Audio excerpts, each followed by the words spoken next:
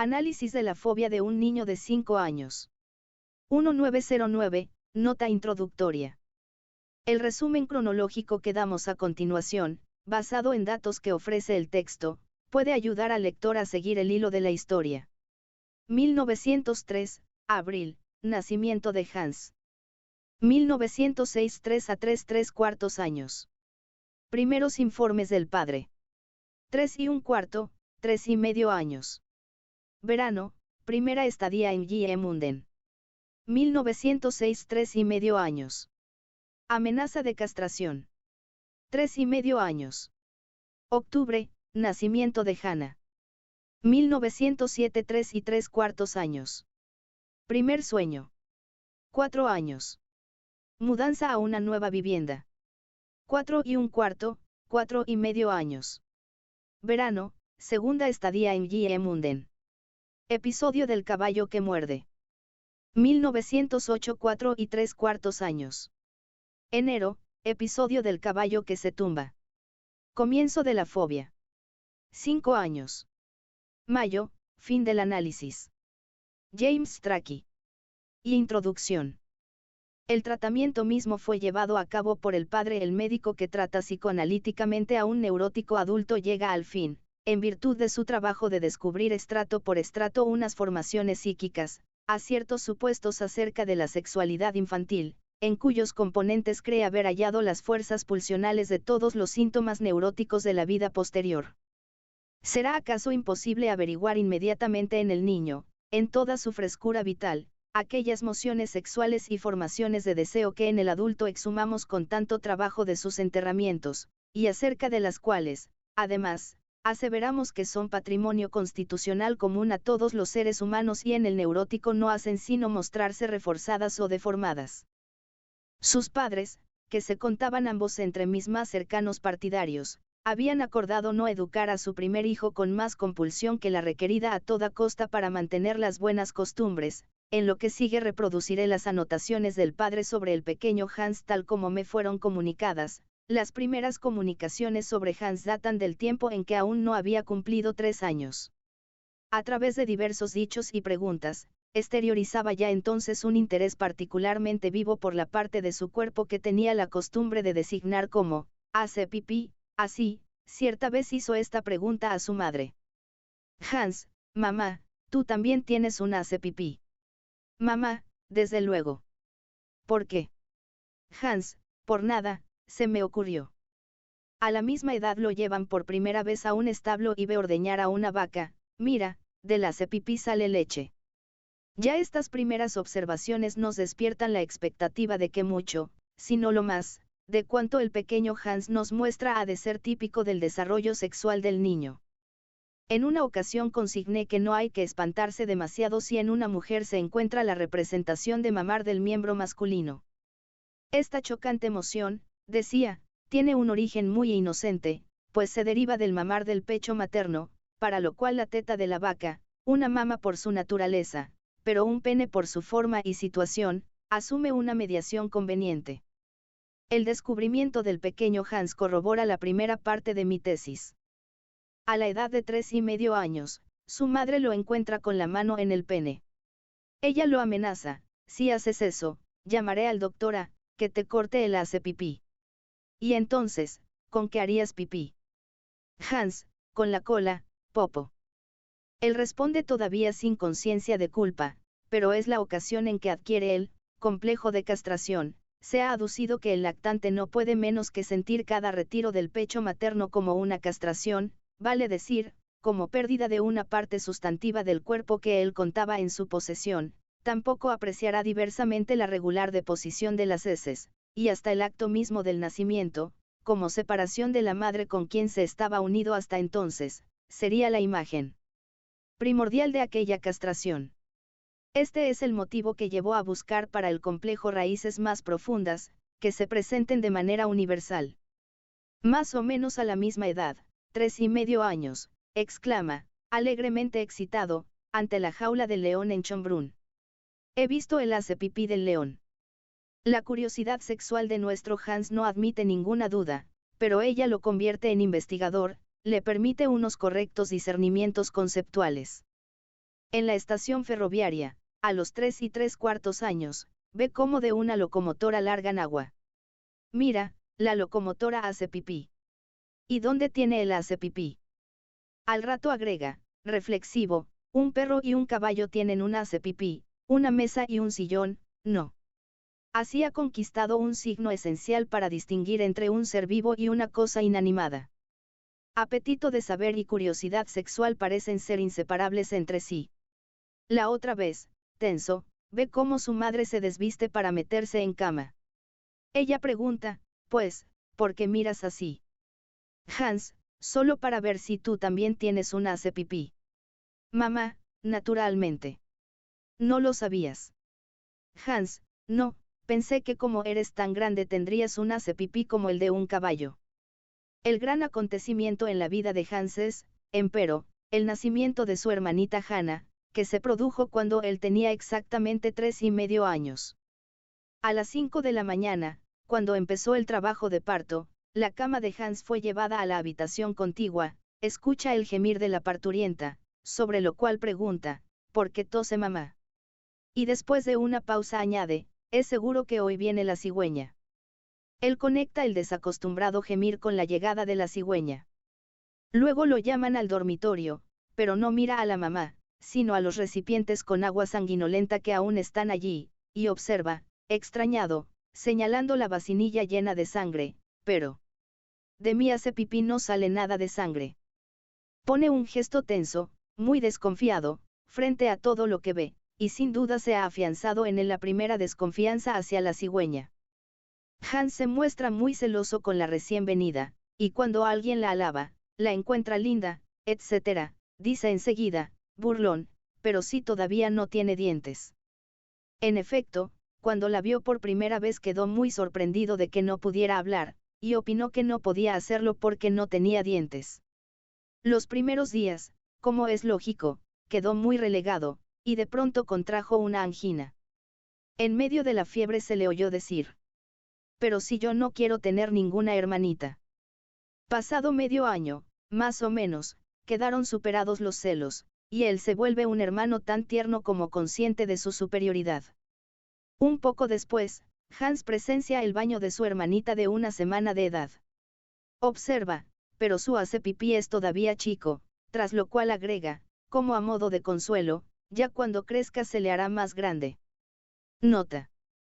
El mismo juicio, expresado en idénticas palabras y regido por la misma expectativa, me ha sido comunicado sobre otros dos varoncitos en el momento en que por primera vez saciaron su curiosidad mirando el cuerpo de una hermanita.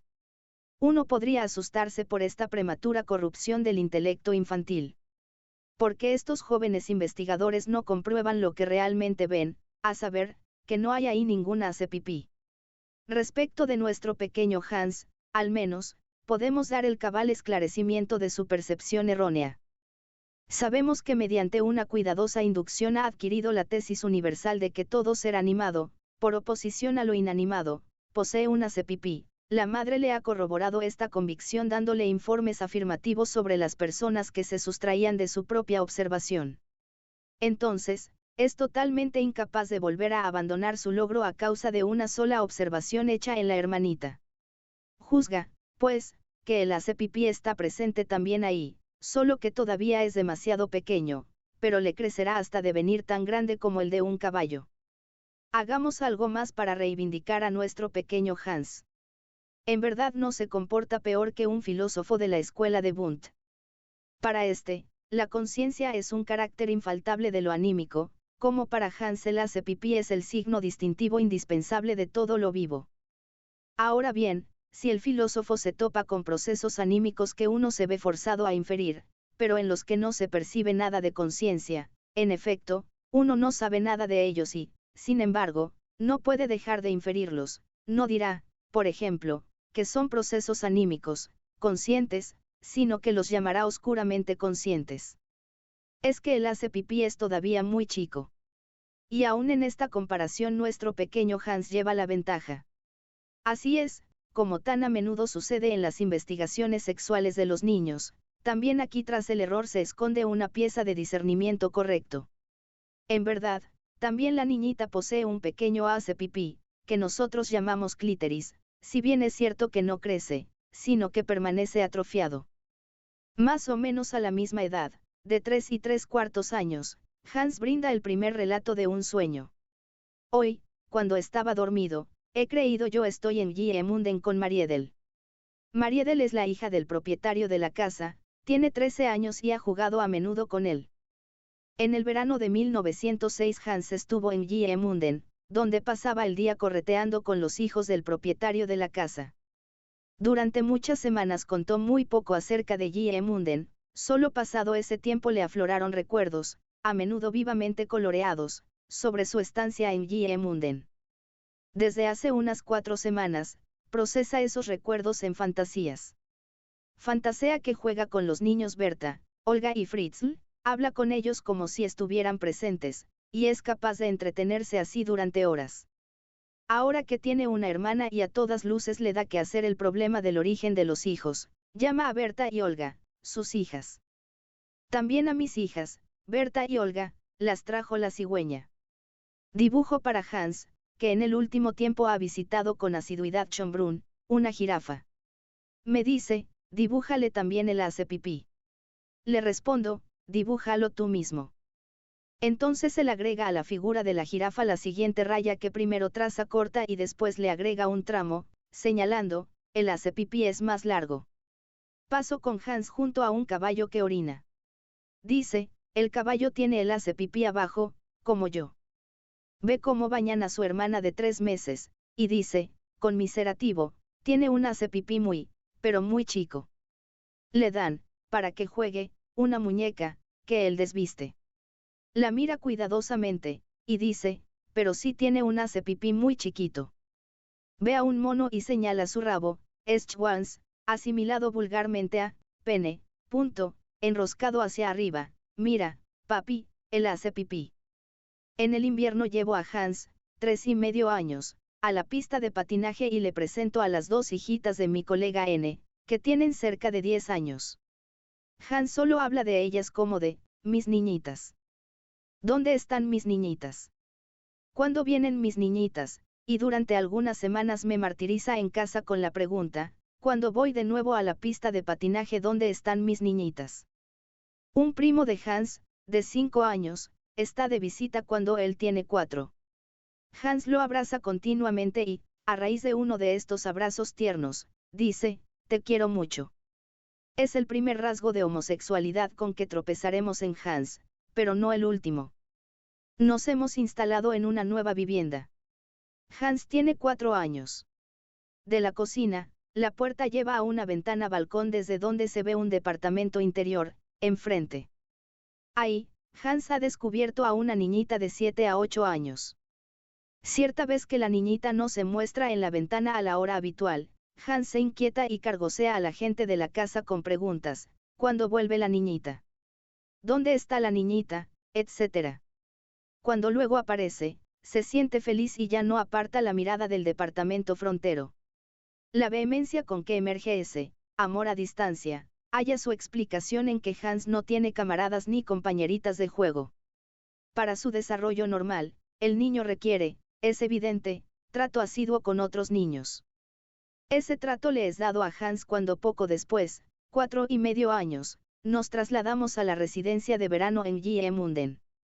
En nuestra casa, sus compañeros de juego son los hijos del propietario, Franzl, cerca de 12 años, Fritzl, 8 años, Olga, 7 años, Berta, 5 años, y, además, los vecinitos Anna, 10 años, incluso, otras 2 niñitas de 9 y 7 años, de cuyos nombres ya no me acuerdo.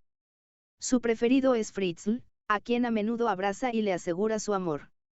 Una vez le preguntan, ¿cuál de las nenites te gusta más? Y él responde, Fritzl. Al mismo tiempo es muy agresivo, varonil, conquistador, hacia las niñas, las abraza y besuquea. También le gusta Mariedel, de unos 14 años, igualmente hija del propietario, que juega con él. Una noche, cuando lo llevan a acostarse, dice, que Mariedel duerma conmigo. Y a la respuesta, no puede ser, torna a decir, entonces que duerma con mami o con papi. Se le replica, tampoco puede ser, Mariedel tiene que dormir en casa de sus padres, como el padre y la madre, si bien no con demasiada frecuencia, suelen tener a Hans en su cama. A raíz de este yacer juntos se han despertado en él sentimientos eróticos, y el deseo de dormir junto con Mariedel tiene también su sentido erótico. Yacer en la cama junto al padre y la madre es para Hans, como para todos los niños, una fuente de emociones eróticas. A la hostería donde almorzamos concurre desde hace unos días una linda nena de unos 8 años, de quien Hans, naturalmente, se enamoró enseguida. En tanto que se muestra agresivo con las niñitas de la casa, es aquí un admirador que suspira platónicamente. ¿Acaso se deba a que aquellas son niñas de aldea, mientras que esta es una dama cultivada? Está Hans tan emocionado por la expectativa de que la niñita vendrá que por primera vez no duerme la siesta, sino que se revuelve de un lado al otro en la cama. La mamá le pregunta, ¿por qué no duermes? ¿Acaso piensas en la niñita? A lo cual, arrobado, responde, sí. Además, al volver de la hostería a casa ha contado a todo el mundo, escucha, hoy viene conmigo la niñita, y Mariedel, de 14 años, informa que sin cesar ha preguntado. Escucha, ¿crees que ella me querrá? ¿Crees que me dará un beso si yo la beso? Y cosas de ese tenor. Hans, 4 1/4 años. Hoy a la mañana, como todos los días, Hans es bañado por su mamá y, tras el baño, secado y entalcado. Cuando la mamá le entalca el pene, y por cierto con cuidado para no tocarlo, Hans dice, ¿por qué no pasas el dedo ahí? Mamá, porque es una porquería. Hans, ¿qué es? Una porquería. ¿Y por qué? Mamá, porque es indecente. Hans, riendo, pero gusta. Hans, 4 1/4 años. Sueño. Hoy a la mañana acude Hans y cuenta, escucha, hoy a la noche he pensado, uno dice, ¿quién quiere venir conmigo? Entonces alguien dice, yo. Entonces tiene que hacerlo hacer pipí. Hans, desde hace algunos días, juega con los hijos del propietario de la casa, entre ellos sus amiguitas Olga, 7 años, y Berta, 5 años, a diversos juegos de sociedad y de prendas. A. ¿De quién es la prenda que tengo yo? B. Mía es. Entonces se determina lo que B tiene que hacer.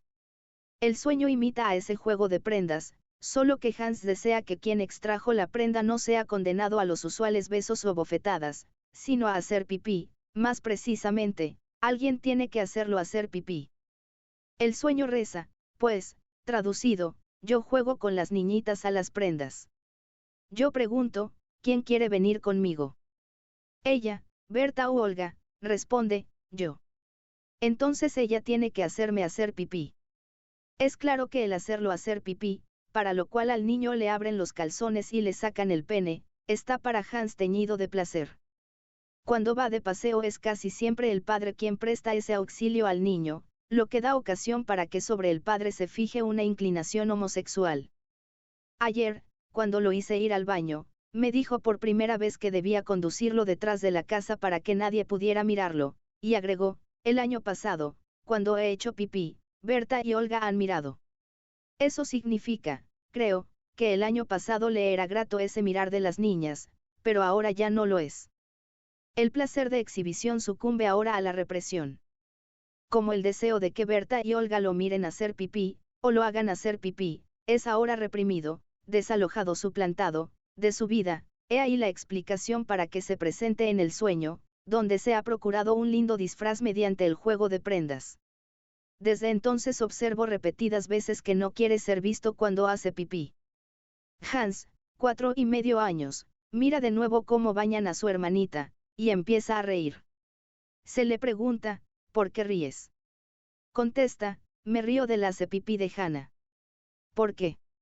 Porque el hace pipí es muy bonito. La respuesta es, naturalmente, falsa. El hace pipí se le antoja cómico. Por otra parte, es la primera vez que admite de ese modo, en vez de desmentirla, la diferencia entre genital masculino y femenino. 2. Historial clínico y análisis. Como lo leerá usted, en últimos días se le ha desarrollado una perturbación nerviosa que nos tiene muy intranquilos a mi mujer y a mí porque no podemos hallar ningún medio para eliminarla. Sin duda ha sido una hiperexcitación sexual por ternura de la madre, pero no sé indicar el excitador de la perturbación. El miedo de que un caballo lo muerda por la calle parece entramado de alguna manera con el hecho de que le asusta un pene grande. Como usted lo sabe por una nota anterior, en su momento él reparó ya en el pene grande del caballo, y entonces sacó la conclusión de que la mamá, puesto que es tan grande, por fuerza ha de tener un hace pipí como el de un caballo. No atino a hallar nada pertinente. Habrá visto en alguna parte a un exhibicionista. O el todo se anuda solamente a la madre. No nos resulta agradable que desde ahora empiece a plantear enigmas. Salvo el miedo de andar por la calle, y su desazón al atardecer, sigue siendo el mismo, divertido, alegre.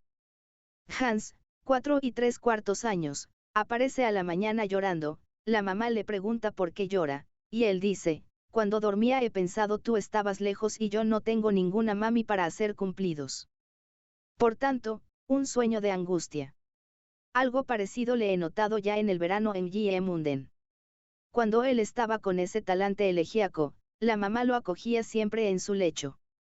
Más o menos el 5 de enero se llegó temprano a la mamá, que estaba en la cama, y le dijo con esa ocasión. ¿Sabes tú? Tía M ha dicho, pero qué lindo pichilín tiene. El 7 de enero va, como de costumbre, al Stadtpark con la niñera, por la calle empieza a llorar y pide que lo lleven a casa, quiere, hacer cumplidos, con la mami.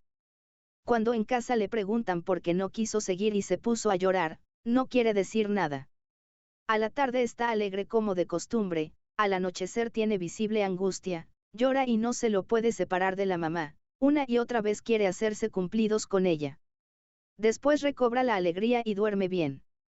El 8 de enero, mi propia mujer lo saca de paseo para ver qué pasa con él, y lo lleva a Schönbrunn, a donde le gusta mucho ir. De nuevo empieza a llorar, no quiere seguir el camino, tiene miedo.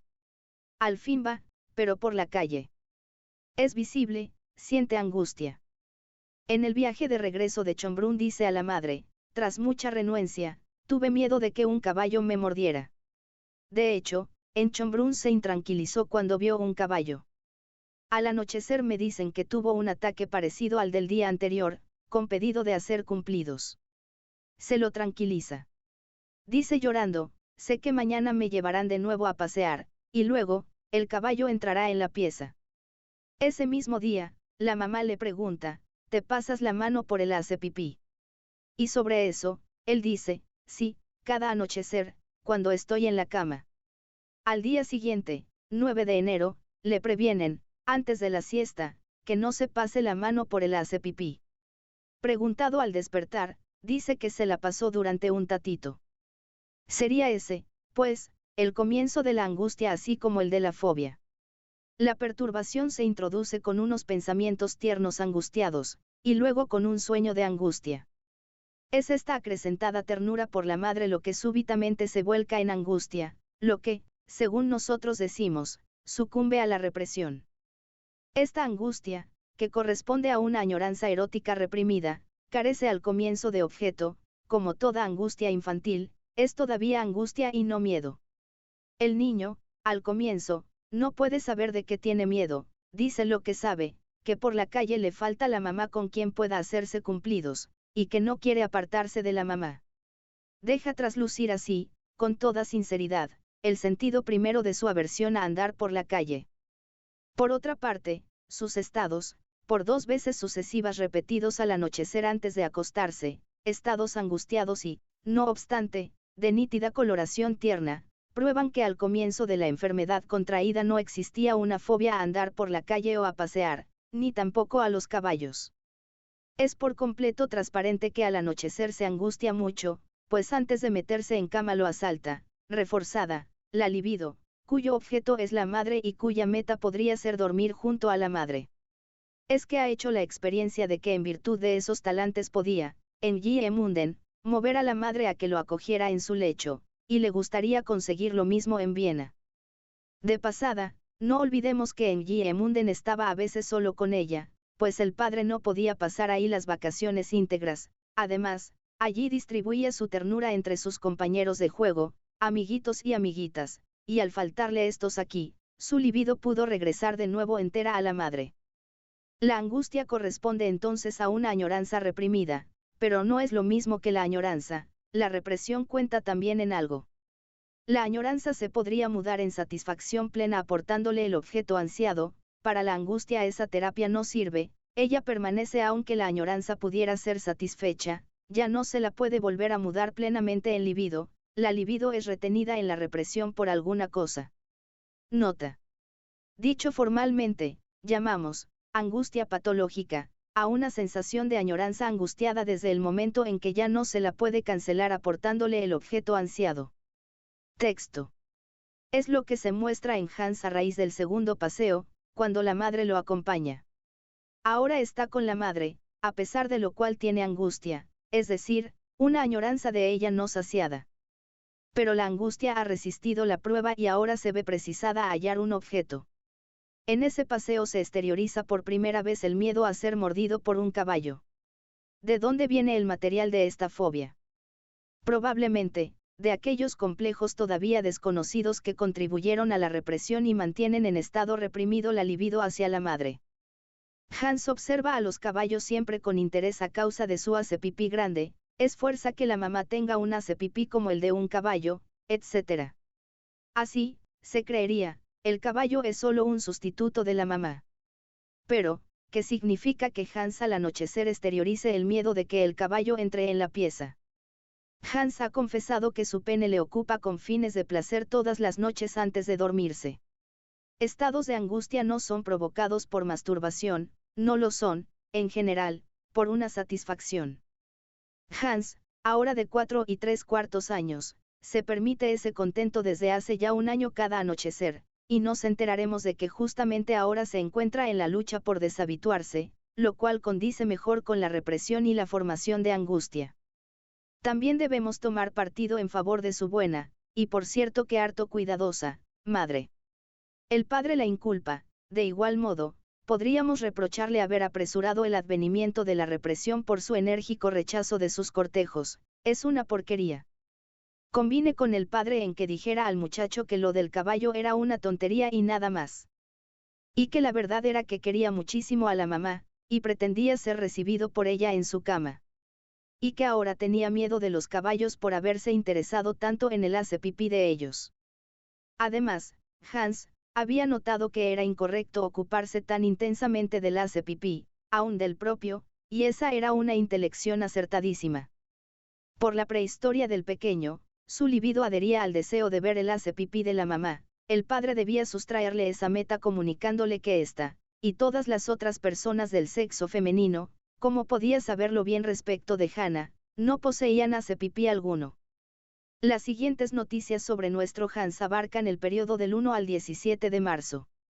Al esclarecimiento sigue un periodo más tranquilo en que es posible mover a Hans, sin gran dificultad, a que vaya de paseo al parque todos los días. Su miedo a los caballos se muda más y más en la compulsión a mirarlos. Dice: tengo que ver a los caballos y entonces me da miedo. Después de una influenza, que lo postra en cama por 2 semanas, la fobia vuelve a reforzarse tanto que no se lo puede mover a salir, a lo sumo va al balcón. Cierta vez en Line se rehúsa a salir a pasear fuera del jardín porque frente a él está estacionado un carruaje. Después de otra semana que se ve obligado a pasar en casa porque lo operaron de amígdalas, vuelve a reforzársele mucho la fobia. Es cierto que va al balcón, pero no sale a pasear, vale decir, tan pronto llega a la puerta de calle da la vuelta rápidamente. El domingo 1 de marzo, en el camino a la estación ferroviaria, se desarrolla la siguiente plática. Yo procuro volver a explicarle que los caballos no muerden, él. Pero caballos blancos muerden. En Giemunden hay un caballo blanco que muerde. Si uno le acerca los dedos, muerde. Cuando Lizzie tuvo que partir de viaje, un carruaje con un caballo blanco se detuvo frente a su casa, iba a llevar el equipaje a la estación. El padre de Lizzie estaba cerca del caballo, y el caballo volvió la cabeza, para tocarlo, y él dijo a Lizzie: no le pases los dedos al caballo blanco, de lo contrario te morderá. Yo le digo sobre eso: escucha, me parece que no es un caballo lo que tú tienes en la mente, sino un hace pipí, al que no se le debe pasar la mano. El padre no tiene razón alguna para poner en duda que Hans ha referido aquí un episodio real. Las sensaciones de picazón en el glande, que mueven a los niños a tocarse, son por lo demás descritas regularmente así: es beißt mich, me pica, literalmente, me muerde. El 2 de marzo, cuando otra vez está con miedo, le digo: ¿sabes una cosa? La tontería, así llama él a su fobia, perderá fuerza si sales de paseo más a menudo. Ahora es tan intensa porque tu enfermedad no te ha dejado salir de casa. Él: oh, no, es tan intensa porque me sigo pasando todas las noches la mano por el hace pipí. El 3 de marzo ha ingresado en nuestra casa una muchacha nueva que despierta su particular complacencia. El 10 de marzo, más o menos, dice a esta niñera: si haces esto o aquello, tendrás que sacarte toda la ropa, también la camisa. Él: pero si eso es una chanchada, uno ve entonces el hace pipí. La antigua curiosidad volcada a un nuevo objeto y, como conviene a los tiempos de la represión, encubierta con una tendencia moralizante. El 13 de marzo por la mañana digo a Hans: ¿sabes una cosa? Si no te pasas más la mano por el hace pipí, la tontería se te irá yendo. Hans: pero si ya no me paso más la mano por el hace pipí. Yo: pero sigues teniendo ganas de hacerlo. Hans: sí, vaya, pero tener ganas no es hacer, y hacer no es tener ganas, punto. Yo: para que no tengas más ganas, hoy te daremos una bolsa de dormir. Tras ello nos vamos a la puerta de casa. Tiene miedo, sí, pero visiblemente aliviado por la perspectiva de que la lucha le será más fácil, dice: bueno, mañana, cuando tenga la bolsa de dormir, se me pasará la tontería. De hecho, tiene mucho menos miedo a los caballos y, bastante tranquilo, deja que pasen los carruajes. Le explico que su hermana no tiene un hace pipí como él, niñitas y señoras no tienen hace pipí. La mamá no tiene, Anna tampoco, etc. Hans: tú tienes un hace pipí. Yo: naturalmente, ¿qué te habías creído?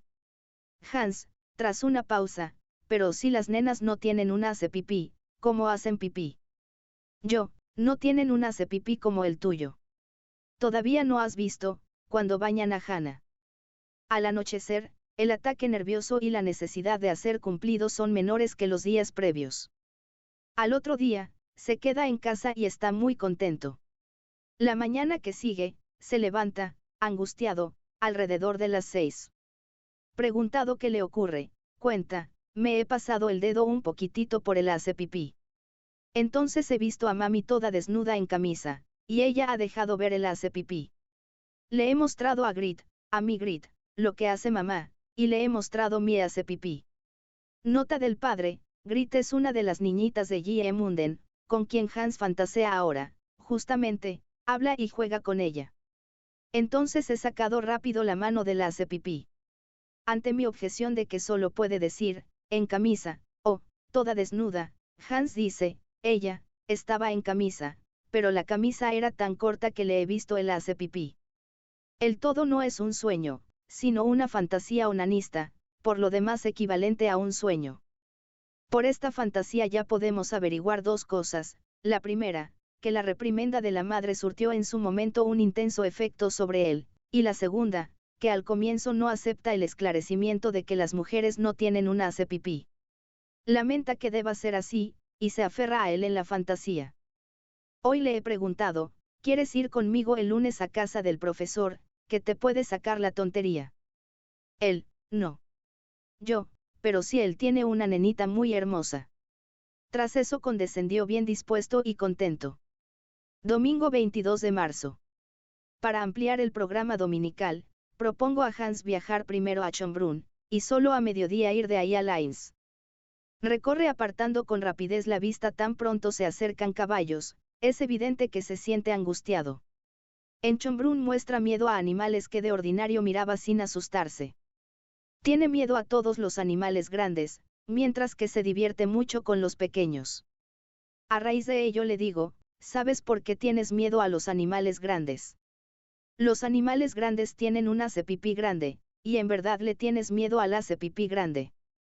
Hans: pero si nunca he visto el hace pipí de los animales grandes. Nota: esto es falso. Véase su exclamación ante la jaula del león, probablemente, un olvido incipiente a consecuencia de la represión. Los animales grandes tienen un hace-pipí grande, los animales pequeños, un hace-pipí pequeño. Hans, y todos los hombres tienen un hace-pipí, y el hace-pipí crece conmigo cuando yo me hago grande, ya está crecido. Es verdad que siente angustia ante los animales grandes porque ellos lo fuerzan a considerar su gran hace-pipí, pero en rigor no se puede decir que a su vez tenga miedo del hace-pipí grande. Antes, en efecto, su representación de este último poseía un definido tinte placentero, y con todo celo intentaba procurarse su visión. Ese contento se le estropeó luego por el universal trastorno de placer hacia displace, que, por un camino no esclarecido, aún, ha afectado toda su investigación sexual, y se le estropeó además, cosa más clara para nosotros, en virtud de ciertas experiencias y ponderaciones cuyos resultados fueron penosos. De su consuelo, el hace-pipí crece conmigo cuando yo me hago grande, se puede inferir que en sus observaciones él comparaba de continuo, y ha quedado muy insatisfecho con el tamaño de su propio hace-pipí. Los animales grandes le recuerdan ese déficit, y por esta razón le resultan desagradables. Pero parece probable que toda esa hilación de pensamiento no le pueda devenir consciente con claridad, por lo cual esa sensación penosa se le muda en angustia, así, su angustia presente se edifica tanto sobre el placer de antaño como sobre el displacer actual. Una vez establecido el estado de angustia, esta última devora todas las otras sensaciones, y a medida que la represión avanza, mientras más son empujadas a lo inconsciente las representaciones portadoras de afecto que ya habían sido conscientes, todos los afectos pueden mudarse en angustia. La rara puntualización de Hans, ya está crecido, en el contexto del consuelo, permite colegir muchas cosas, ya está crecido, entendido como porfía y consuelo, hace pensar en la vieja amenaza de la madre, que le cortarían el hace-pipí si continuaba ocupándose de él. En aquel momento, cuando él tenía 3 y medio años, la amenaza no produjo efecto alguno. Respondió, impávido, que entonces haría pipí con la cola.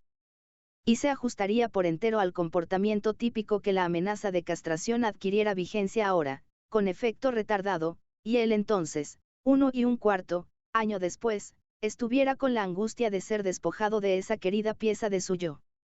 En otros casos clínicos, donde el intervalo llega a abarcar un decenio y más todavía, conozco casos en los cuales la obediencia de efecto retardado, de la represión, esfuerzo de desalojo, desempeña la parte principal en el determinismo de los síntomas patológicos. El esclarecimiento que Hans ha recibido hace poco, a saber, que las mujeres efectivamente no poseen ninguna hace-pipí, no pudo tener otro resultado que el de conmoverle su confianza en sí mismo y despertarle el complejo de castración. Por eso se revolvió contra esa comunicación y por eso ella no produjo éxito terapéutico, con que realmente existen seres vivos que no poseen una hace-pipí. No sería entonces tan increíble que le quitaran el suyo, que, por así decir, lo hicieran mujer. La noche del 27 al 28, Hans nos sorprende levantándose de su cama en la oscuridad y metiéndose en la nuestra. Al día siguiente lo interrogo para averiguar por qué vino a nosotros en la noche. En la noche había en la habitación una jirafa grande y una jirafa arrugada, y la grande ha gritado porque yo le he quitado la arrugada. Luego dejó de gritar, y entonces yo me he sentado encima de la jirafa arrugada. ¿Qué quiere decir una jirafa arrugada? Sabes bien que a una jirafa no se la puede comprimir como a un pedazo de papel. Sí que lo sé. Lo he creído simplemente. Por supuesto que no hay nada así en el mundo. Nota. Hans, en su lenguaje, dice terminantemente que fue una fantasía. ¿Por qué viniste a la noche? Eso no lo sé. Dime rápido en qué piensas ahora. Bromeando, en un jugo de frambuesas. ¿Y en qué más? En un fusil para disparar. ¿De verdad no lo has soñado? Seguro que no, lo sé terminantemente. Ese mismo día, el padre encuentra la resolución de la fantasía de la jirafa. La gran jirafa soy yo, más bien, el pene grande, el cuello largo, la jirafa arrugada, mi mujer o, más bien, su miembro, he ahí, por tanto, el resultado del esclarecimiento. Hans siempre acude temprano a nosotros, y mi esposa no puede dejar de tomarlo por algunos minutos consigo en el lecho. Sobre eso yo siempre empiezo a ponerla en guardia, que es mejor que no lo tome consigo. La grande ha gritado porque yo le he quitado la arrugada, entonces Hans permanece un ratito junto a ella. Entonces la jirafa grande dejó de gritar, y luego yo me senté encima de la jirafa arrugada, punto. La solución de esta escena conyugal transportada a la vida de las jirafas es, pues, él sintió en la noche añoranza de la mamá, añoranza de sus caricias, de su miembro, y por eso vino al dormitorio. El todo es la continuación del miedo al caballo. Solo se agregara la perspicaz interpretación del padre. El, sentarse encima, es probablemente la figuración de Hans para él, tomar posesión. Ahora bien, el todo es una fantasía de porfía, anudada con una satisfacción por el triunfo sobre la resistencia paterna. Grita todo lo que quieras, lo mismo mami me toma en la cama y mami me pertenece. Tras ella se colige, pues, lo que el padre conjetura, la angustia de no gustarle a la mamá porque su hace pipí no puede medirse con el del padre. A la mañana siguiente, el padre cosecha la confirmación de su interpretación. Domingo 29 de marzo. Viajo con Hans a Linz. En la puerta me despido de mi mujer en broma, adiós, jirafa grande. Hans pregunta, ¿por qué jirafa? Yo respondo, la mami es la jirafa grande, tras lo cual Hans dice, no es cierto que sí. Y Hannah es la jirafa arrugada. El lunes 30 de marzo, por la mañana temprano, Hans viene a mí y dice, escucha, hoy me he pensado dos cosas. La primera. He estado contigo en Schönbrunn junto a los carneros, y entonces nos colamos por debajo de las cuerdas, y le hemos dicho eso al guardián a la entrada del jardín, y él nos ha atrapado. La segunda la ha olvidado. Cuando el domingo quisimos ir a ver los carneros, ese recinto estaba cerrado con una cuerda, de suerte que no pudimos pasar. Hans se asombró mucho de que un recinto se cerrara solo con una cuerda por debajo de la cual uno puede deslizarse fácilmente. Le dije que los hombres decentes no se deslizan por debajo de esa cuerda. Opinó que no obstante es facilísimo, a lo cual repliqué que entonces puede venir un guardián y llevárselo a uno. Confesó todavía un pequeño fragmento de su concupiscencia por hacer algo prohibido. Escucha, hoy a la mañana temprano volví a pensarme una cosa. ¿Qué? He viajado contigo en el ferrocarril, y hemos roto una ventanilla, y el guarda nos ha llevado. La correcta continuación de la fantasía de las jirafas. Él vislumbra que está prohibido ponerse en posesión de la madre, ha chocado con la barrera del incesto. Pero lo considera prohibido en sí mismo. En todas las picardías prohibidas que él realiza en su fantasía está presente el padre, quien es encerrado con él. Es que, según él opina, el padre a pesar de todo hace eso prohibido enigmático con la madre, que él se sustituye por algo violento, como romper el vidrio de una ventanilla, penetrar en un recinto clausurado. En visita al consultorio del doctor Freud, este le pregunta a Hans, en broma, si sus caballos llevaban gafas, cosa que él negó, y luego si su padre las llevaba, cosa que también negó. Contra toda evidencia, le pregunté si con lo negro alrededor de la boca quería significar el bigote, y le revelé que tenía miedo a su padre justamente por querer él tanto a su madre. Él no podía menos que creer, le dije, que el padre le tenía rabia, pero eso no era cierto, el padre le tenía cariño, y podía confesarle todo sin miedo. Que hacía mucho tiempo, antes que él viniera al mundo, yo sabía ya que llegaría un pequeño Hans que querría mucho a su madre, y por eso se vería obligado a tener miedo del padre, y yo le había contado esto a su padre.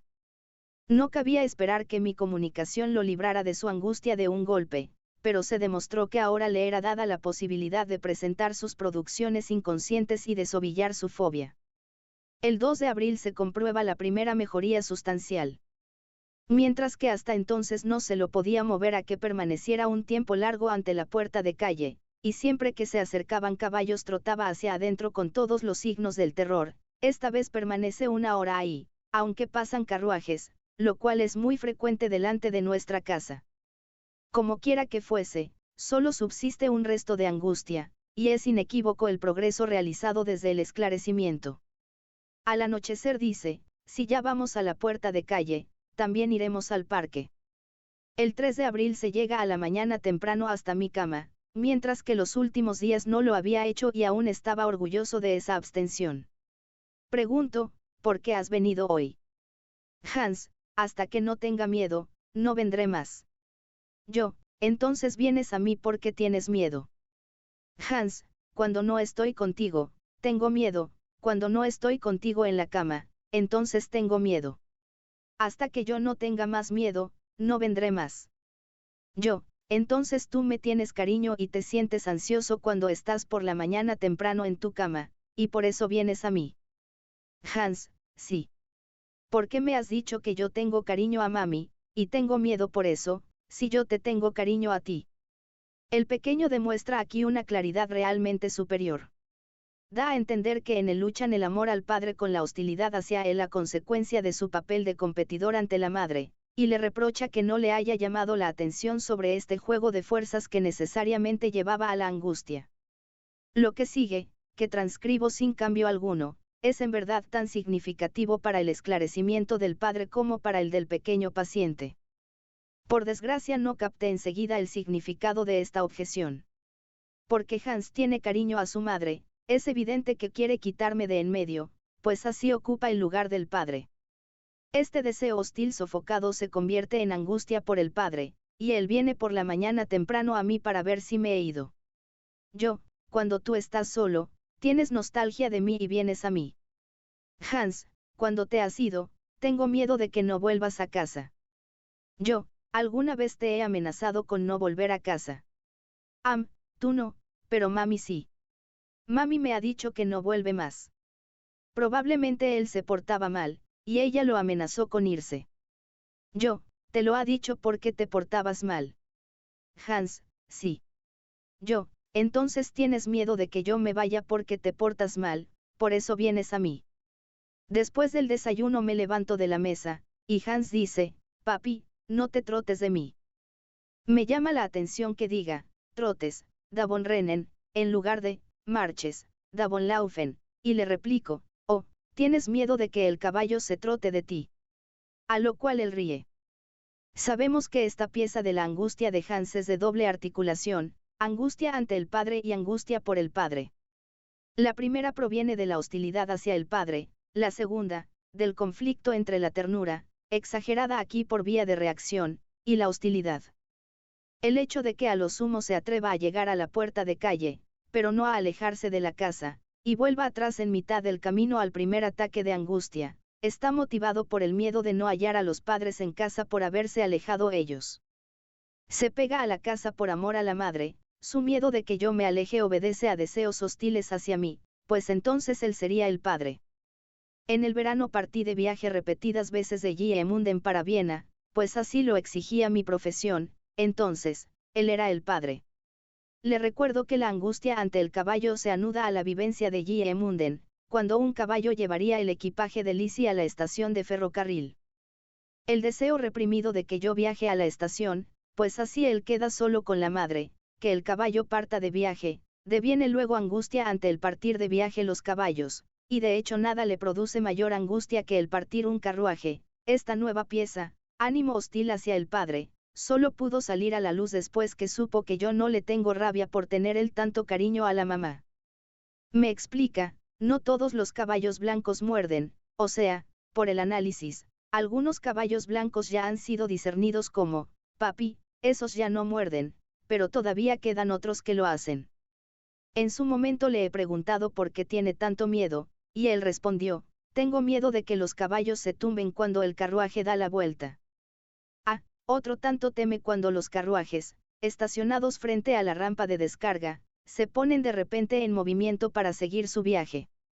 B, además, tiene más miedo, C, a los caballos de tiro grandes que a los caballos pequeños, a los caballos rústicos más que a los elegantes, por ejemplo, los de coches de plaza.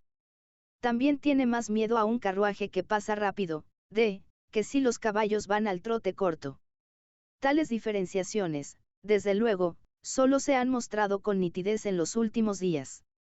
Yo diría que a consecuencia del análisis no solo el paciente, sino también su fobia, han cobrado más coraje y se atreven a mostrarse. El 5 de abril, Hans vuelve al dormitorio y es reenviado a su cama. Le digo, mientras sigas viniendo al dormitorio por la mañana temprano, no mejorarás de tu angustia a los caballos. Pero él desafía y responde, vendré, aunque haya de tener miedo. Vale decir, no quiere dejarse prohibir la visita a la mamá.